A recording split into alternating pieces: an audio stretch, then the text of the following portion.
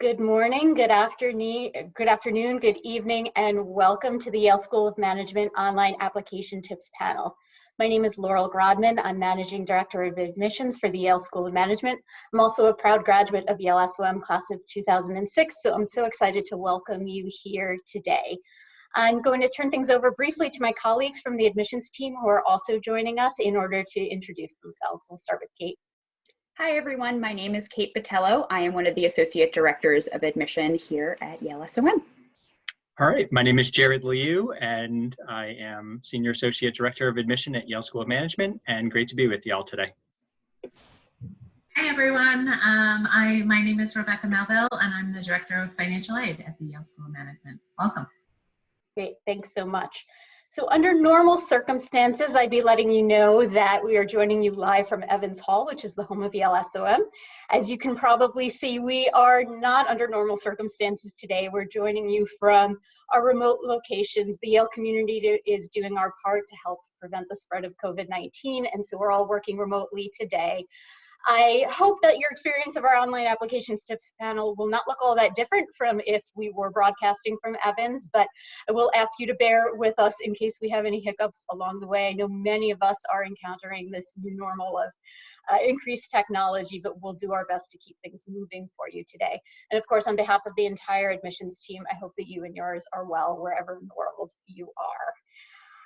So the aim of today is to walk you through our application materials, give you some tips on how to complete your application in the coming months for the class of 2022 at the Yale School of Management.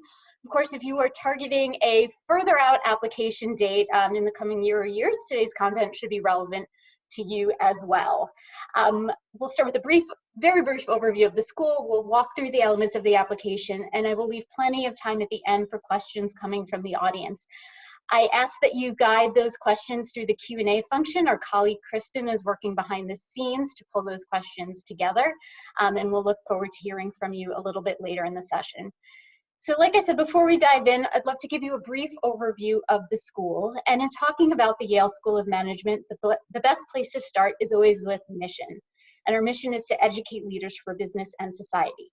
This means we aim to develop leaders who can think broadly about the challenges we face in an increasingly complex world, and with the ability to be decision makers in environments that call for multiple stakeholders, influencers, and consequences. We believe our mission has never been more relevant than it is today. And in order to put that mission into practice in very real ways, we have three key distinctive features that we believe really set us apart and make us unique from other business school programs, and I'll touch upon those briefly. We are the business school most integrated with our home university. So as a member of the Yale SOM community, you truly are a member of the broader Yale University community. And that takes place both inside and outside the classroom in myriad ways. We are the most distinctively global US business school, so you'll have lots of opportunities to engage globally during your time at Yale SOM. Much of that is fueled by our founding of what we call the Global Network for Advanced Management. And that's a partnership of 30 schools across the globe that gives you access to students, faculty, staff, business leaders, and experts in pretty much every major market in the world. And then lastly, we are the best source of elevated leaders for all sectors and regions. And so much of that is rooted in our unique integrated curriculum. So rather than learning about business in a very siloed approach that treats problems differently from a marketing perspective or a finance perspective or operations perspective, our integrated curriculum gives you a meaningful perspective on all of the stakeholders relevant to an organization, both inside and outside of that organization, and pulls from a very multidisciplinary approach and allows you to approach the problems that you'll be studying in a way that much more reflects how you'll encounter challenges in the real world.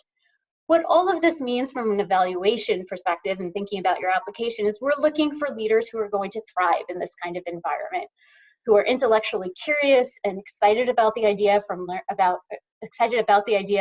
of learning from different disciplines, who have a global mindset, meaning that you're open to voices that are different from your own. So these are the kinds of things that you're going to want to think about as you are putting together your application for the Yale School of Management.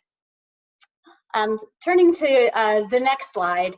So here you'll see the various components of the application, and we'll go into more detail about this as my colleagues join in just a little while. I do want to also draw your attention to the application deadlines. And so the most relevant ones to focus on at this point are round 3 and round 3 extended. As many of you might have heard, this week we made an announcement that in reaction to the very unusual circumstances that we're finding ourselves in, we want to make sure that we provide as many flexible options for the future community members of the Yale School of Management, and want to make sure that our application is accessible to all of you in these somewhat unpredictable times.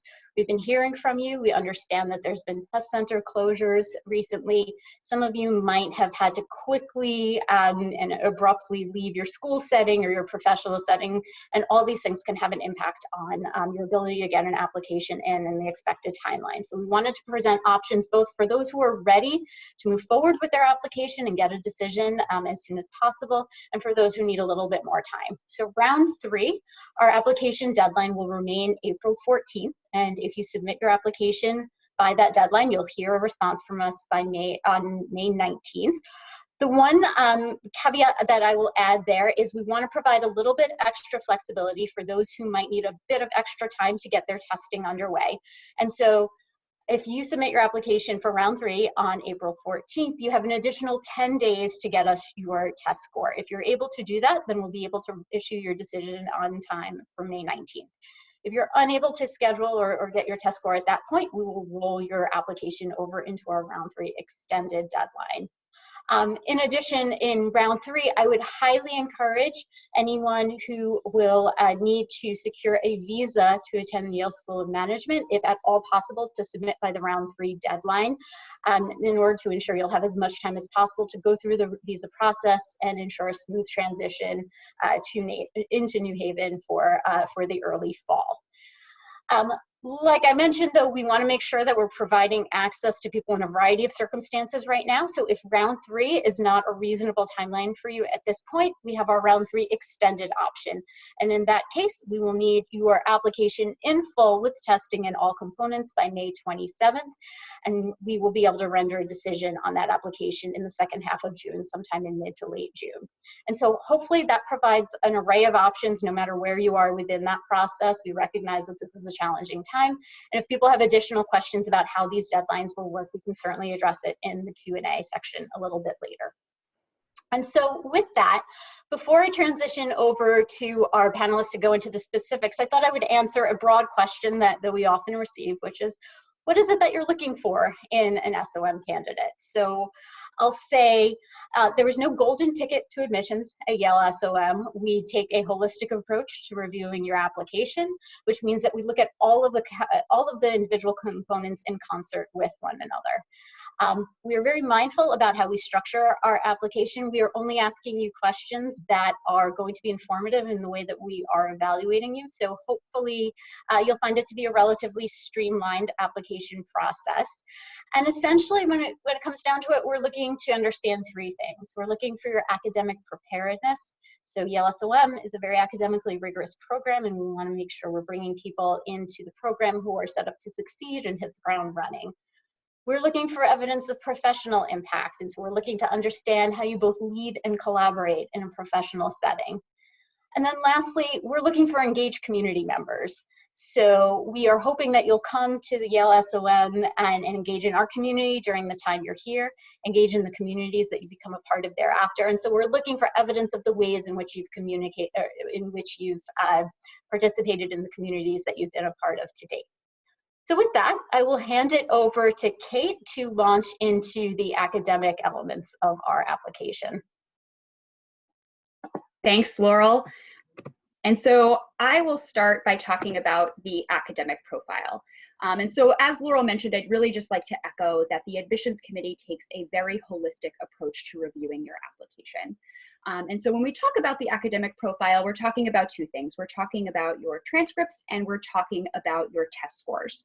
And so in looking at your transcripts, we really do look beyond just your overall GPA number. So we're going to take your transcripts and we're really going to do a deep dive. We're going to look at each individual course that you've taken and the grade that you received in that course. We're going to look at the quantitative courses that you've taken, and we're going to look at just your kind of progression over time as well. And so it is far more than just your overall GPA. And then for those of you who do not have or your university did not grade on a 4.0 grading scale, that is okay. We are very well versed in the different grading scales around the world. There are many universities that don't use a 4.0 grading scale. So don't try and recalculate your GPA to a 4.0 scale. That is okay. But one thing you can do for the admissions committee rather than that is to submit maybe a grading scale or a transcript key from your university. That can be really helpful to us. And so moving on to your test scores, I want to just say test scores are not everything. However, they are a pretty good marker for success in business school. So when you're looking at different universities and you're doing your research into different schools that you'd be applying to, I encourage you to look not just at the average or the median score, but really look at that middle 80% range, which you can see on the screen here. I think the 80% range will give you a much fuller picture of who a school is looking to admit.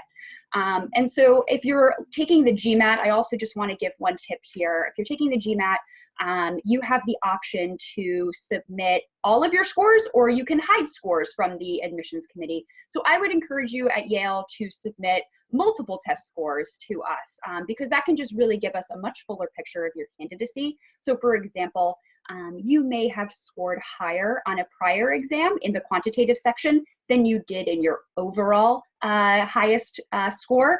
And so that quantitative score can really help us when we're deciding on your quantitative preparedness for the program.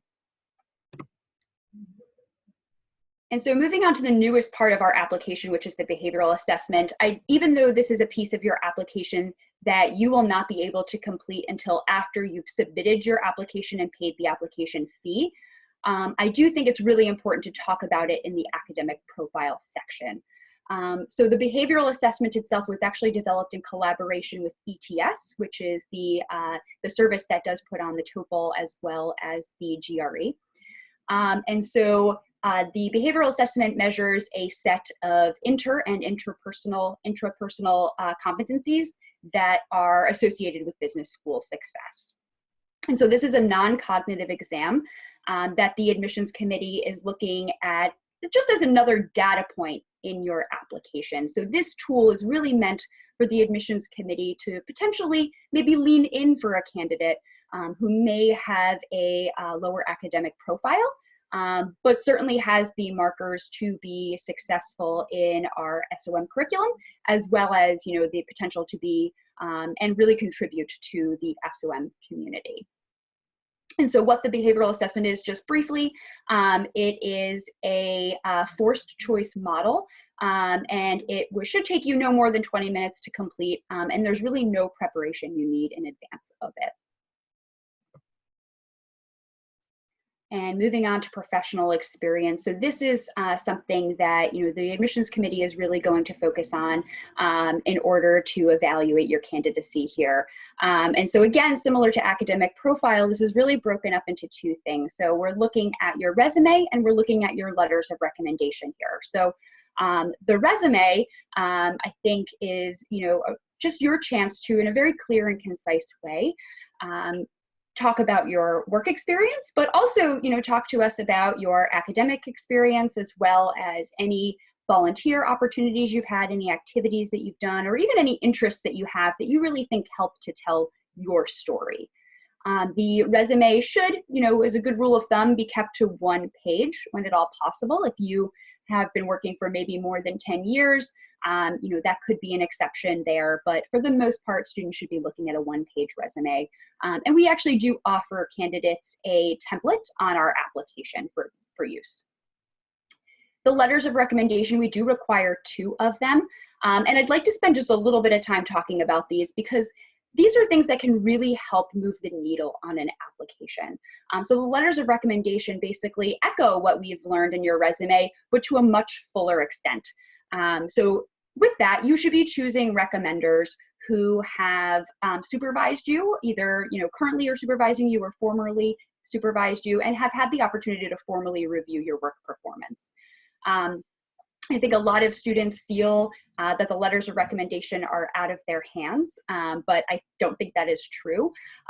What you can do is, if you're still working with that recommender, maybe take them out to lunch. If you're not in the same city anymore, schedule a phone call with them and really take some time to chat with them, you know, about your MBA aspirations, but also, you know, take it as a time to remind them of some of the impacts that you've made. You know, in these letters of recommendation, we really learn a lot about you. We learn about your progression at work. We learn about the trajectory that you've been on. We learn about the impacts that you've made, and we learn about your potential to lead.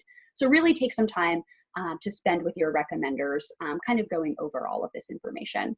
And then one last thing I'll say before I pass it over to my colleague Jared is that if you've submitted if your recommender has submitted a recommendation in either Spanish or Mandarin, we do offer translation services for those. So with that, I will pass it to Jared.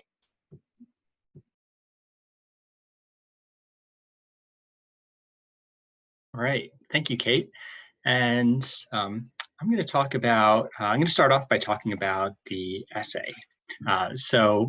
Should be coming up on screen for you here. We have one essay question, which is describe the biggest commitment you have ever made. We developed this essay question in partnership with Professor Amy Wisniewski, who is a professor of organizational behavior at Yale School of Management.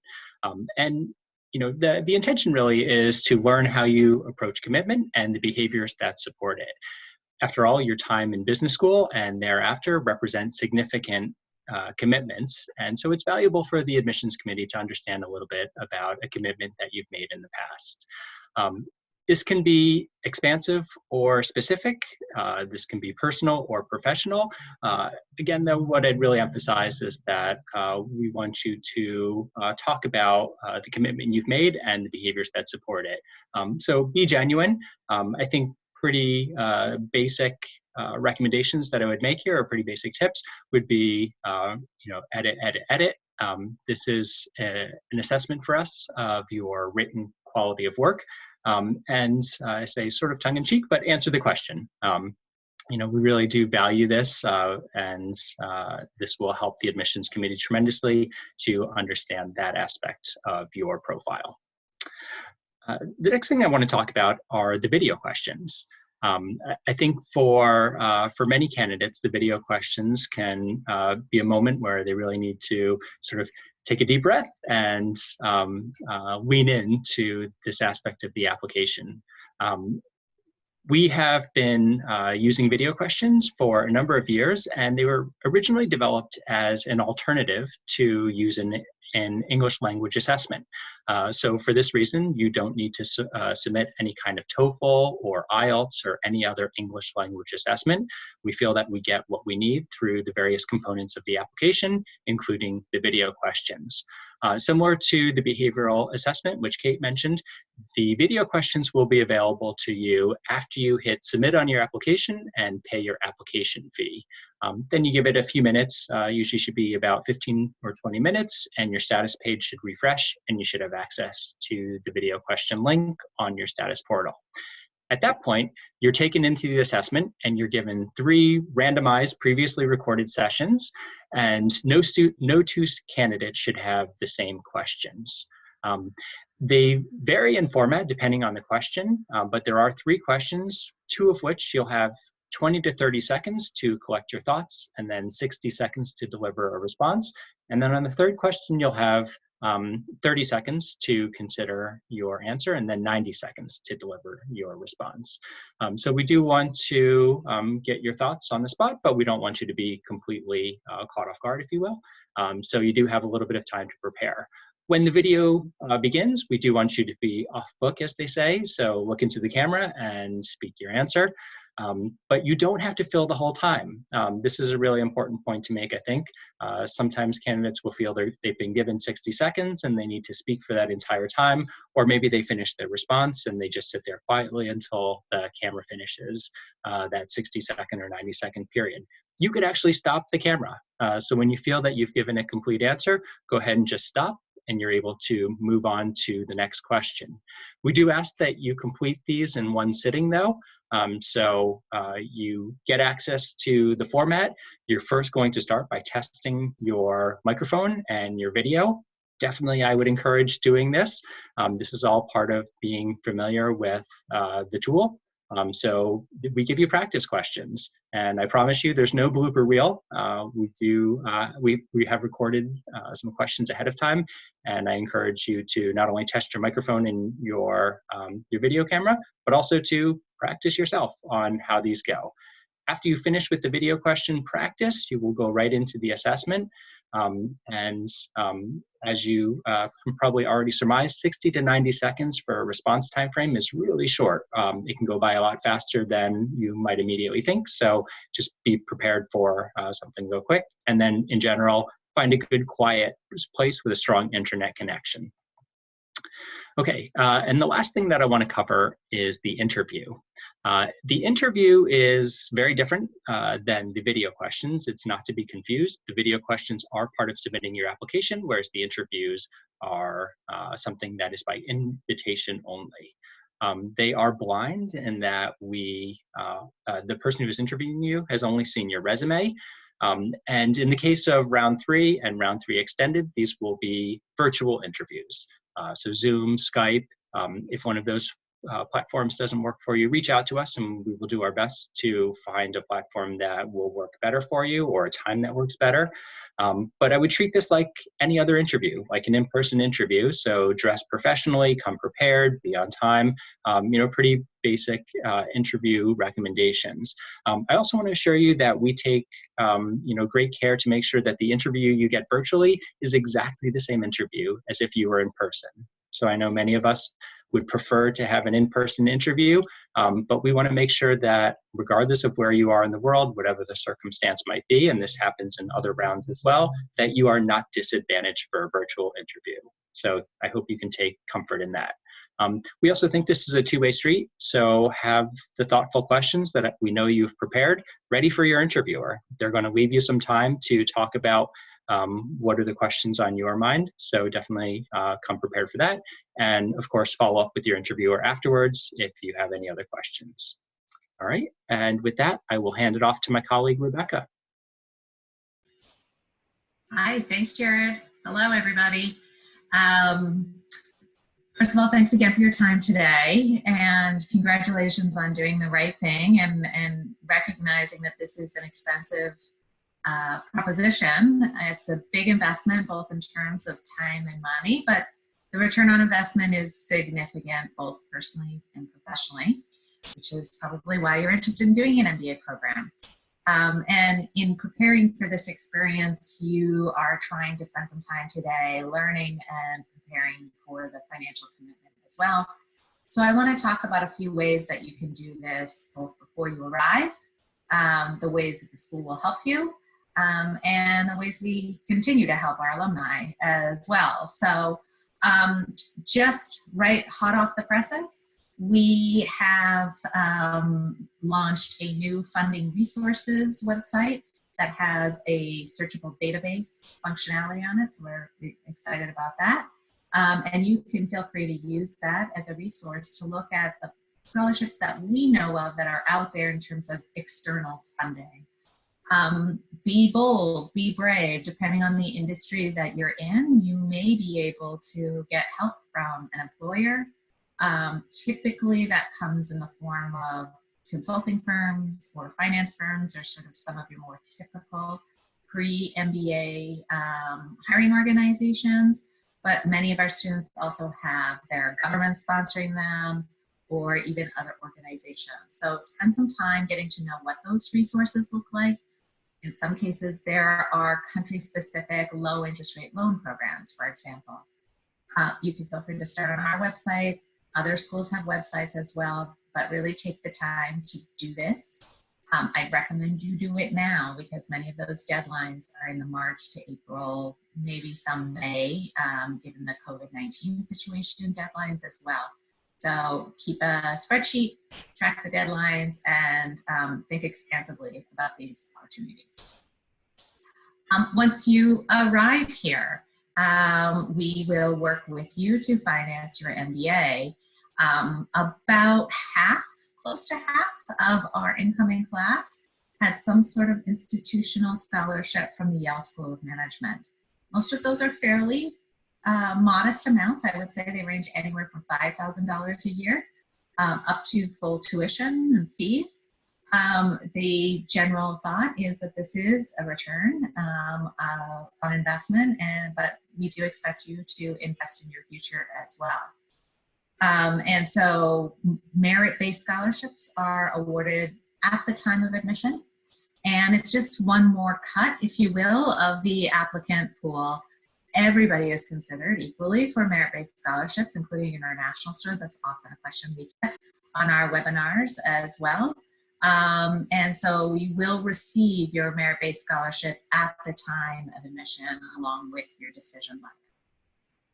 We have a few specific loan programs for international students. We have a couple of different relationships with lenders for our international students. So that means basically you don't have to have a U.S. guarantor in order to borrow money to attend the Yale School of Management.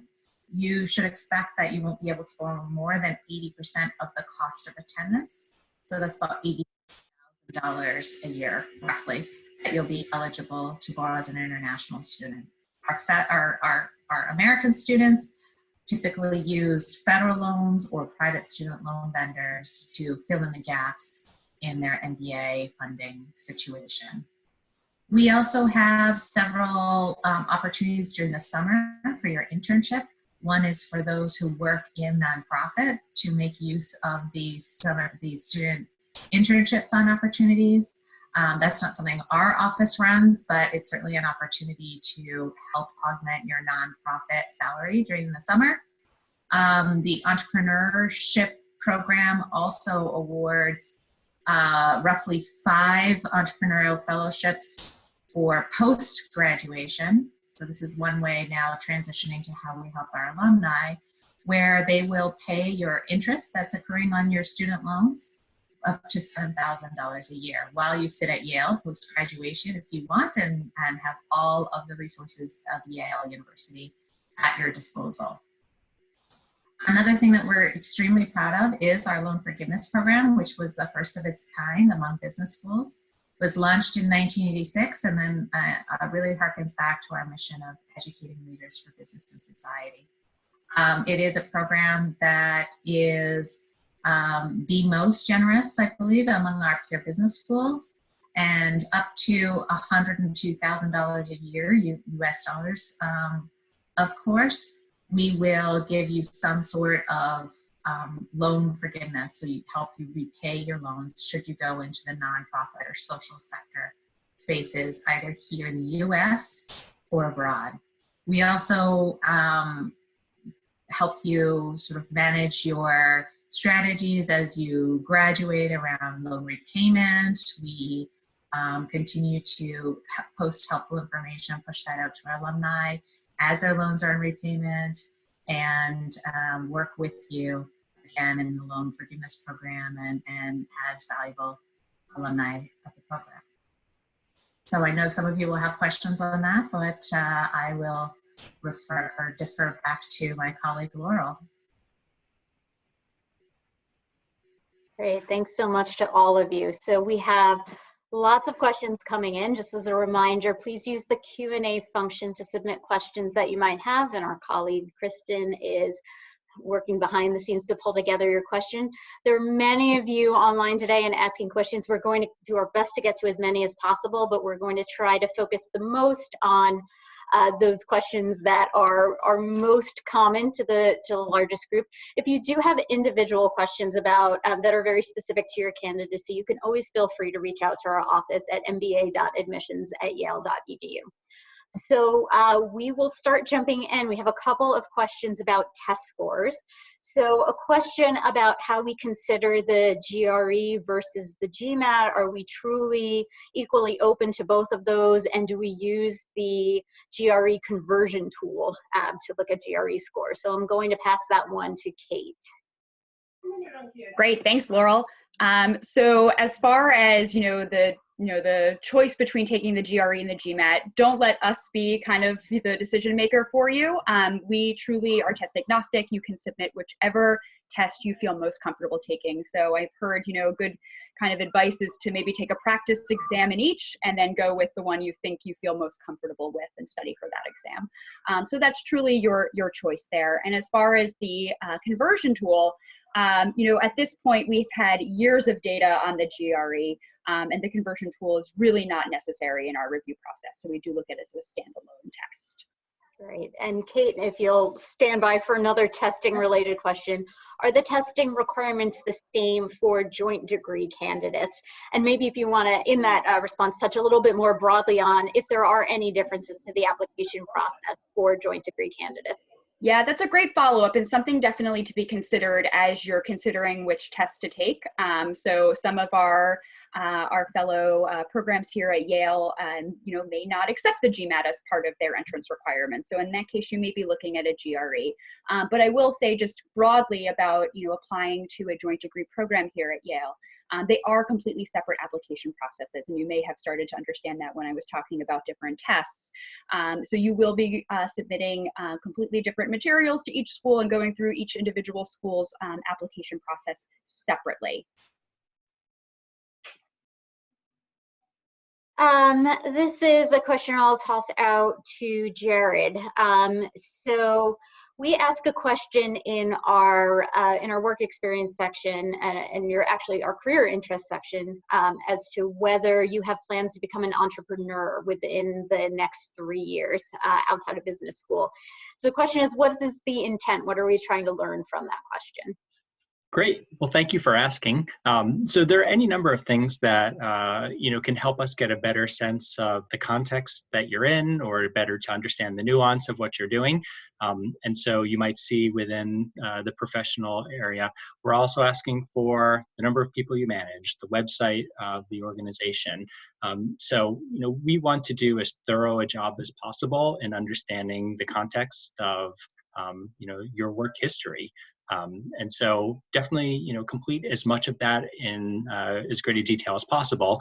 And in the case of your question, you know, we may not always know the name of your organization if it's a smaller startup organization, the same way we might know a blue chip company name. And so this is really incumbent upon us as readers to understand what it is you've been doing, and we're going to do some research. So if there's a website, if there's a Facebook page, that all helps us. But if it's a startup, that also helps to give us the context of what it is that you've been doing. Jared, an unrelated question, but while I have you on the line, what is the dress code for the video questions? Ah, great. Thank you. That's a good question as well. I would recommend the video questions and the interview. Similarly, I would dress like you would if you were speaking to someone in person. So for the interview, we will send a communication that underscores that we recommend it is business dress. For the video questions, I would encourage business dress as well. I would treat it like an interview. Great, thank you. Rebecca, I'll throw this one out to you. So for someone who has limited quantitative preparation, either in their academic background or in their professional experience, how would you recommend demonstrating quantitative ability through your application? Yeah, this is something that we see a lot, and so thank you for just addressing that head on. First of all, it's never too late to stop learning. So there's certainly an opportunity to enroll in a course to make sure that you have those skills. Occasionally, we will ask you to enroll or recommend or even require you to enroll in some sort of quantitative preparation course. Sometimes it's as easy as having a relatively high quantitative part of the test score that you do submit to what Kate was saying earlier, that we're really going to look at all of the different parts of the test score as well. So there are a few opportunities that you can show that you are working towards efficacy on the quantitative front. Great, thank you, Rebecca. Kate, I have a handful of questions around letters of recommendation, so I'll stay with you for a little bit of time on this one. So most generally, how are recommendations submitted? Will recommenders be directly in contact with us? So maybe just walk through what that process looks like, both from a candidate's perspective and then what the recommender will see. Great, thank you. So as far as the process for your recommender submitting their recommendation, so what you will do on the application is you will list your recommenders and you will list their contact information. And so once they have been added to your application, it will send them a notification as far as the step-by-step guide to what they need to complete. And so they will complete the recommendations themselves, and they will basically upload them to your application, send them through to the application. So you actually have no part in needing to get that from them and then put it into your application. That is all on the recommender. And I say that to say you also may want to make sure, to follow up with them at certain points in the application, give them enough time to complete that recommendation, and then make sure you're following up with them for them to actually complete the recommendation on time. Great. Like I said, I have a number of different scenarios that have to do with recommendations. So the first is, who should write my recommendations if I am an entrepreneur? Great. Yeah, we get this question a lot. And certainly it may be a little more tricky because you don't necessarily have a supervisor to submit your recommendation for you. And that's okay. We totally understand. We get lots of applications from either entrepreneurs or people working in maybe a family business where they just don't have somebody to submit that recommendation, or maybe the person that they can turn to for a recommendation is their mom or their father. And in that case, it doesn't really work. So if you're kind of in one of these situations, you may want to look to a client that you've worked with or that your company is working with, a vendor possibly that you've done work with. If you are a large enough organization where you actually have maybe even a board or you have investors, you can certainly ask them to include a recommendation for you as well. Basically, we're looking for a recommendation from people who have observed you on the job. So even if they are not your formal supervisor, there are certainly people who are seeing you on the day-to-day, and they can serve as really great recommendations. Great, thank you. Another scenario for recommendations: what if you are not telling your current supervisor that you're planning on applying to business school? Yeah, that's another great question. And certainly, again, we have students that fall into this all the time. What I will say is, I believe Jared mentioned this in the essay section, but we do have an optional essay for you to include certain kind of maybe extenuating circumstances or just to explain something in your application. I think choice of recommendations can certainly be a really nice use of the optional essay. You just quickly tell us, why you decided not to go with a current supervisor and maybe why you decided on the person you landed on. And so if you're worried about, asking your current supervisor just based on the nature of your work or that you're up for a promotion, certainly go to a former supervisor if you're comfortable. Again, and then the same things apply to what we just talked about with entrepreneurs and those working for a family business. Clients and vendors can certainly work for you as well.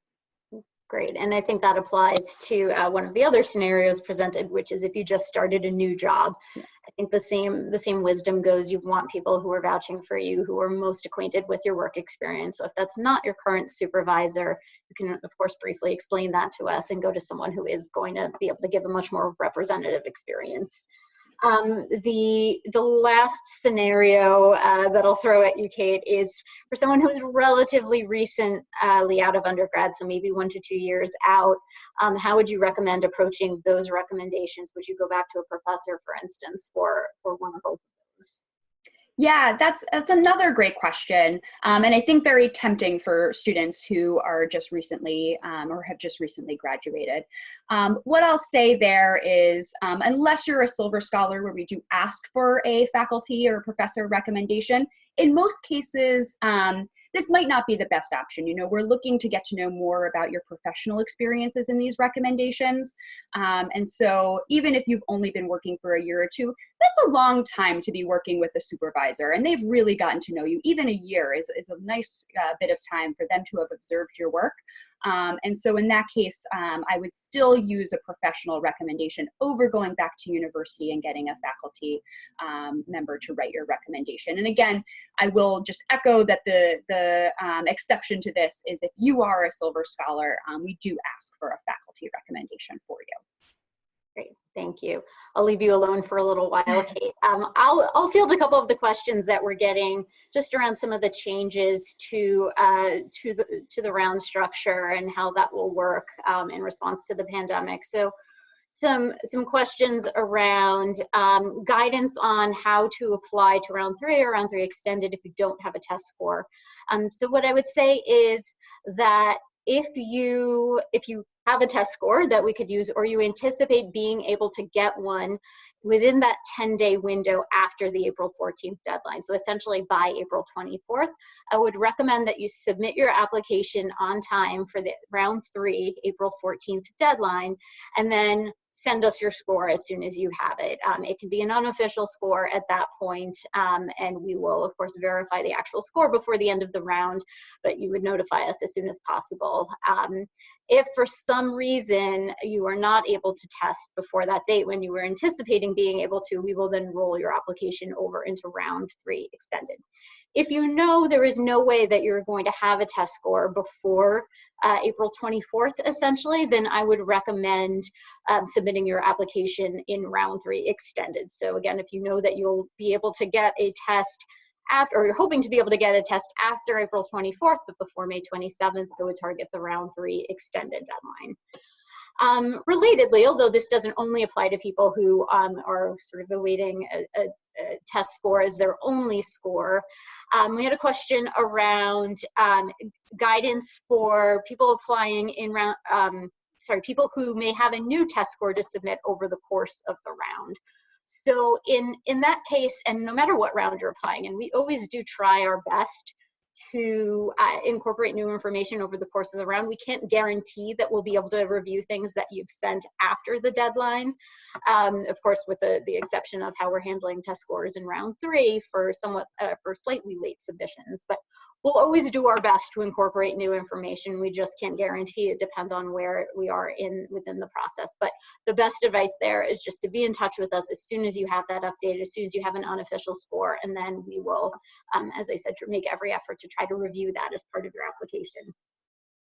One other related question as well, given the current circumstances. So if you are a current college senior who is learning remotely right now, and some schools have made the move to change their grading systems in accommodation of the new circumstances we're finding ourselves in. The question is, what is the admissions committee going to do with grades that are now all of a sudden on a pass-fail or a credit-no credit scale? And my answer to that is, we understand the circumstances you're in. We're going to make every effort to make the accommodations that we can. The good news is you'll have had, most likely 3.5 years of graded semesters, and we're going to have plenty of academic information from your experience during that time. So there should be no hesitation around what these new circumstances are going to present as far as our evaluating your academic abilities. The last question that I'll field, and then I'll pass it back over to the team, is a broader one. Do you anticipate any changes to the 2020 fall programming due to COVID-19? So what I'll say is, it's our hope and it's our expectation that the fall semester will resume in New Haven as usual. However, we understand that the pandemic requires us to leave open the possibility that there may be alterations to the plan. And as the weeks unfold, we'll certainly be in a better position to understand that and to prepare and deploy the appropriate contingency plans should we need to adjust things. So of course, we'll keep everyone apprised as we have more information along the way. With that, I'm going to turn it back over to Jared. We have a couple of questions about interviews. So when will I know if I have been invited to interview, and then who will be conducting the interview? Okay, great. So we, as a committee, will start reviewing applications immediately after the deadline. We don't review them on a rolling basis. So even if you submit early, we won't start reviewing your application until after the deadline. But you could receive an interview invitation anytime within, a couple days after the admission deadline. That said, if you don't receive one immediately, that's not a bad scenario necessarily.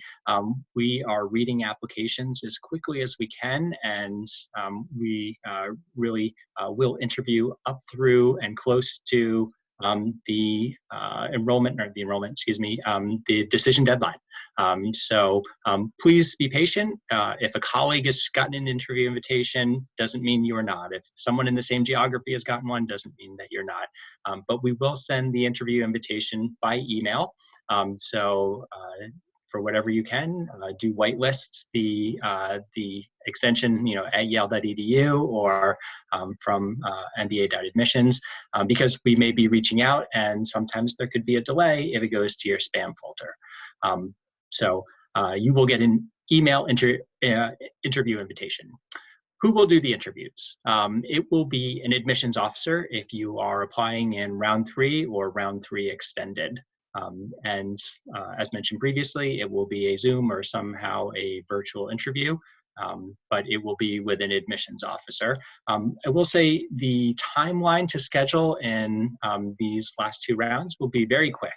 We may ask you to schedule within 48 hours, say. That's both because the deadline for sending decisions comes very quickly, as well as there's a herd mentality, if you will, which is other people are being read later and we need to reserve later interview slots for them. So please do try to think of even your other candidates who are applying for admission as part of the same team, if you will. So do try to be as flexible as possible to interview as quickly as you can so that we can leave later spaces for other folks who are read and invited later. Thank you, Jared. Rebecca, I'll throw this one over to you. We have a question about application fee waivers. Are those available for anyone, and how would you go about requesting one? That's a great question. I will admit that I'm not an expert on the application fee waivers, so I'll do my best, Laura. They are certainly available for both round 3 and round 3 extended, and there's sort of no changes on who is eligible. That includes everybody from Teach for America or Forte Launch Fellows, or the list we mentioned on our website, U.S. military veterans. And so the system should automatically give you a fee waiver, I believe, if it can pick up that you fall into some of these cases. If not, please feel free to email the inbox that is listed on the slide here, mba.admissions@yale.edu. So hopefully I didn't screw that one up. I'll throw you an easier one in a moment. I will note there should be very clear instructions in the application instructions once you've opened up an application, and you'll be guided as well to input your information into a form if you're asking for an application fee waiver. So I think that'll be very straightforward. And most importantly, I think as Rebecca mentioned, there's no changes in rounds 3 and round 3 extended. If you were eligible for a fee waiver previously, that will continue through round 3 and round 3 extended. I will, let's see, a question around how non-traditional candidates can set themselves apart within the application process. And so maybe you want to comment on the idea of a non-traditional candidate, and then just more generally how people can present themselves within the application process to put their best foot forward. Yeah, absolutely. That one's, believe it or not, a lot easier for me to do. So I think the interesting thing is how many people actually consider themselves non-traditional candidates. And having done this on and off since 2001, it's actually personally a really cool thing to see. When I started in admissions, almost everybody was from a traditional pre-MBA background, and certainly that is less and less the case. That being said, the traditional pre-MBA backgrounds are still solid applications. I think by definition of coming from not those industries or not those backgrounds, you already sort of stand out. I frankly feel like too much attention is being put on how can I stand out? And reality is everybody has a complex identity, and your job is just to use the real estate of the application wisely to tell your story and help us connect the dots of who you are, what makes you tick, why you want to do this MBA, why now, and what you're going to do with it in the world. How are you going to impact the communities that you're a part of? So spend less time on thinking about how you're going to stand out, because I assure you, most people stand out just by virtue of the things they do and the entire package. So the real, I think, difficulty or challenge is crafting your application in a way that really best highlights that whole story. Great, thank you, Rebecca. I appreciate that. Was that better, Laura? It was. Well, and I'm being reminded behind the scenes of our application fee waiver process as well. One more thing that I'll note, again, I would definitely direct you to the application instructions to find the form there, but our request is that if you are going to put in a request for an application fee waiver, please do that at least 48 hours prior to the deadline, so that we'll be able to process that in plenty of time for you to submit your application on time. Thank you, Kristen, for that. Kate, I'm going to toss this one over to you. So what can I do if I have a lower GPA that I don't feel is representative of my ability and my commitment to academics? Great, thanks. And so I think Rebecca started talking about this a little bit in a previous question, but there are definitely some things that you can do kind of preemptively before you apply to a program. I mean, you're certainly welcome to potentially take a course or to kind of show that you can be successful in an MBA classroom. So, I mean, relevant courses to an MBA would be preferred. So maybe a microeconomics course or a statistics course would be really helpful in kind of showing that. That's one thing. I will say, we've said it a couple times on this panel, but this is a really holistic process. We are looking at every piece of your application. And so certainly, I think one thing that you can do in the process, as again, Rebecca was kind of just talking about, is kind of own up to the weaknesses as much as the strengths of your application. An optional essay can be a really nice chance for you to maybe highlight maybe some things that were going on, some extenuating circumstances that were happening during your undergraduate experience that may have contributed to a lower GPA. Perhaps you were working quite a bit outside of your studies. So these are things that can certainly help us to just kind of put into context these grades as well. So it maybe isn't necessarily a way to completely overcome it, but again, it helps the admissions committee just to understand where you were in that point in your life. And I did talk about the behavioral assessment, and kind of the whole reason it was developed was to have another data point outside of just your GPA and your test scores in order for us to feel comfortable taking chances on students who may have a lower academic profile. Great, thank you, Kate. I'll field a couple of these questions that are coming in myself. We have a question about, will applicants to round 3 extended be disadvantaged in any way? Certainly not from an evaluation standpoint. We maintain the same standards throughout our entire applications cycle, even in this new extended time frame as well. I think the only question there is a matter of, as we move into round 3, even in a traditional year, it's somewhat subject to the availability of space in the class. And so we will certainly plan for the ability to admit qualified candidates in both round 3 and round 3 extended. But as we get further into the year, it's just a little bit more subject to the amount of available space in the class. So that's certainly something to think about, and also to think about in terms of scholarship funding that's available at later stages of the year. As I think I mentioned earlier as well, there comes some peace of mind on your end of having your application in a little bit earlier, getting a decision a little bit earlier if you need to get a visa process underway and the move to New Haven launched. All of this is obviously easier to start a little bit earlier versus later, but I do want to underscore that from our evaluation standards, we'll be looking at round 3 extended just as we would at any other round. Looking beyond that, we have a question or some questions around our 2020-2021 application cycle and when that application will go live. And so traditionally our New Year's application will launch sometime in early to mid-July. So that's approximately the time frame. I have a question about whether the essay question will remain the same. Every year we take a deep dive into our application and make sure that we are asking, as I mentioned before, the kinds of questions that really help us understand and evaluate your candidacy. So every year we consider our essay question amongst all the other aspects of the application. We haven't launched into that process for the coming year yet, so I can't say for certain whether the essay will or will not remain the same, but we will often announce our essay topic even before the application itself has come live. So you can stay tuned for that in the coming months. Also have a general question about our evaluation process and how many members of our team are looking at an application, what that looks like. I'll give a very brief overview of that. So every single application that we receive is read and it is reviewed by multiple members of our committee at various points.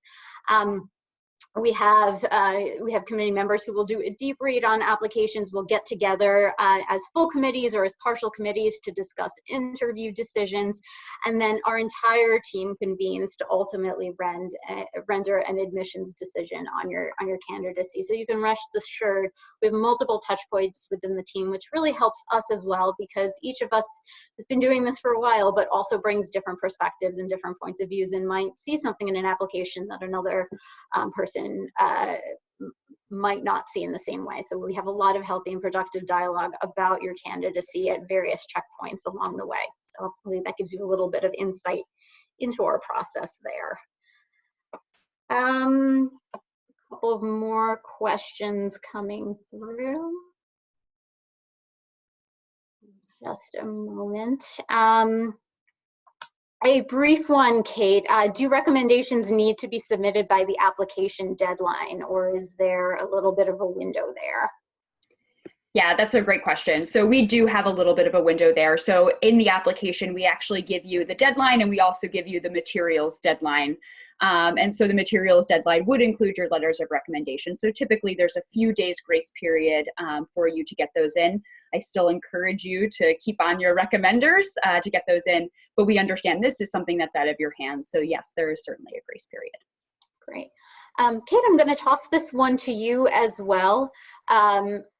And actually, even before I do so, I will point out for round 3 extended, I think it would really be to your benefit as far as moving the application process along if you are able to get your recommendations in by that extended deadline. I think we will have a little bit less of a window than we might in a typical deadline to be able to have all of your materials together and get you a decision as soon as possible. So I would definitely encourage your recommenders, even more so than usual in round 3 extended, to move those recommendations along. But Kate, this next question to you: are there avenues to reach out to alumni or current students to hear their perspectives as we go through this and go through the process of learning about Yale SOM? Yeah, of course there are. And thanks for that follow-up, Laurel, on round 3 extended. So absolutely reach out to our current students. So on our website, we have about 70 student ambassadors from our second year, just from our second year class, who have signed up to be there for you to ask questions of throughout this process. So please don't hesitate to reach out to them. You can find, like I said, you can find them on our website. You can sort them by industry, by interest, by affinity group, by where they're coming from in the world. So you can ask questions of multiple students throughout this process. And I think our students are, trying to be as accommodating as possible under the circumstances that, our students can no longer come for campus visits, and they understand that. So they are, definitely willing to be a resource to you throughout this process. Great. And I'll note that we have had some questions about whether we plan to host campus visits in the fall. As I said before, we were very hopeful that we will be able to proceed as normal once the fall comes around, but we'll certainly keep everyone posted. In the meanwhile, we're working very hard to have a slew of virtual options open to you. I'm going to toss one last question out to Jared, and then we'll wrap up for the day. So Jared, this question is around work gaps. How can I best explain to the admissions committee the circumstances around why I may have a gap between work experiences or between my undergraduate experience and starting to work, or all the different ways that work circumstances can look a little bit nonlinear? Great, yeah, and I think this ties a few things together. We had some questions about non-traditional candidates, and thanks to Kate for mentioning the optional statements, which I think it's a catch-all, if you will. I would expect that we will see a few more people than usual use the optional statements in round 3 and round 3 extended. for many candidates, they never use this portion. It may be just that there's a fairly straightforward rationale presented for their MBA case, but there may be a gap, and maybe even a perceived gap. I think sometimes that's a helpful perspective to have as well, is there actually may be no gap, but as you look at your resume or someone else looks at your resume, they perceive a gap. So definitely have a third set of eyes to look at your application, but use the optional statements. Anything that might be a perceived gap in professional experience, undergraduate, start to finish. Maybe there's a reason why the test was delayed for you, and that's why you're applying in round 3 or round 3 extended. Anything can go into the optional statements. As I said, many people will not use it, although I think in the current environment we're in, we'll probably see a few more than usual. It's really not intended to be an essay, so do feel free even just to have bullet points of some of those aspects. Great.